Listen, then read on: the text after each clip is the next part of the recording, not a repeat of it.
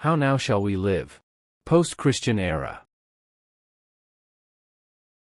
More than 20 years ago, when I was a seeker and a new believer, I listened to many Christian lectures, sermons, and large-scale evangelism. All these activities gave me the impression that this was an era of widespread gospel preaching and flourishing churches. At the 2005 annual meeting of the Chinese Missionary Alliance Church in Canada, I was shocked by the sad and declining scene of the British Church described by a pastor from Hong Kong. After that, I continued to pay attention to this matter and found that, just as the pastor said, Europe, once the base of world missions, is now becoming a deserted place for the gospel. An article published in Life Quarterly in 2007 provided shocking information.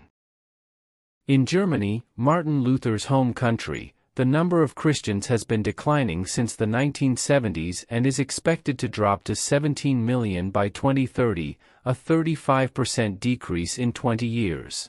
Even among those who call themselves Christians, the vast majority do not participate in church life. The Netherlands is known as the birthplace of the Dutch Reformed Church, but the number of Christians has plummeted, with 97% of people not going to church. When people mention the Netherlands, they tend to think of Amsterdam's red light district, the New Age, drugs, prostitution, euthanasia, and so on. In the Czech Republic, the homeland of John Hus, a pioneer of the Reformation, bars are now full, churches are empty, and there are more alcoholics than Christians. Switzerland was once the city-state where Calvin and Zwingli promoted the Reformation. Today, people can see Reformation monuments in tourist areas, but it is difficult to see the tradition of the Reformation from the vitality of the Church. In the 1940s, 60% to 70% of people in Britain went to church every week. By the beginning of this century, less than 3% of people were devout Christians. The magnificent churches that cost a lot of money to build in the 17th and 18th centuries are almost empty, and these churches have even been converted into temples for other religious gatherings. The capital London is known as the Islamic capital of Europe. There are 700 mosques, 1,200 Quran schools, and 1 million Muslims, of which 100,000 are native British converts to Islam. In 2021, the Muslim population in the UK reached 3.9 million, accounting for 6.5% of the total population of the UK.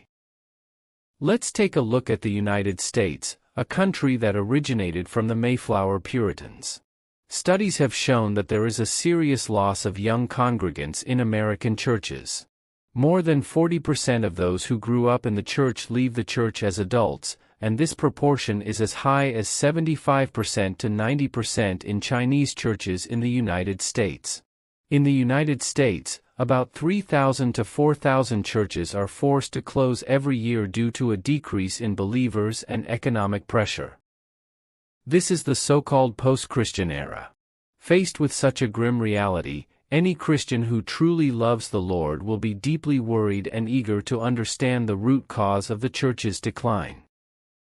A fortress is most easily breached from within. The primary reason for the decline of the church lies within the church. In short, it is the rise of liberal theology and the liberalization of mainstream churches. Liberal theology believes that the Bible is only a historical document and a literary work, not a revelation from God, and does not have absolute authority, so it needs to be read critically. Therefore, the interpretation of the Bible is arbitrary and seriously deviates from the truth of the Bible. Liberal theology's understanding and interpretation of the doctrine of the Trinity is very different from traditional Christianity.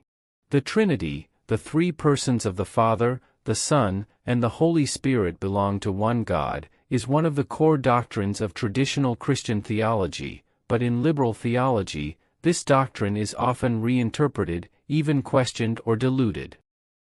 Liberal theology also has a different understanding of Jesus Christ than traditional Christian theology, tending to emphasize Jesus' humanity, moral teachings, and exemplary significance rather than his divinity or unique role of salvation. This view is intended to make the image of Jesus more consistent with modern thought, ethical concepts, and multicultural backgrounds. Liberal theology tends to accept a universal view of salvation, which holds that salvation is a right of all people, regardless of their religious beliefs or cultural background. God's love and forgiveness are infinite and transcend religious and cultural boundaries. In liberal theology, salvation is not limited to Christians, but can be found in other religions and spiritual practices. Different religious traditions can all lead to God or divine truth. The Christian faith is based on three fundamental truths in theology: the doctrine of the Trinity, the doctrine of Christ, and the doctrine of salvation. These three fundamental truths are also called the three pillars of the Christian faith. Obviously, liberal theology has completely distorted and subverted the three fundamental truths, shaking the three pillars of the Christian faith.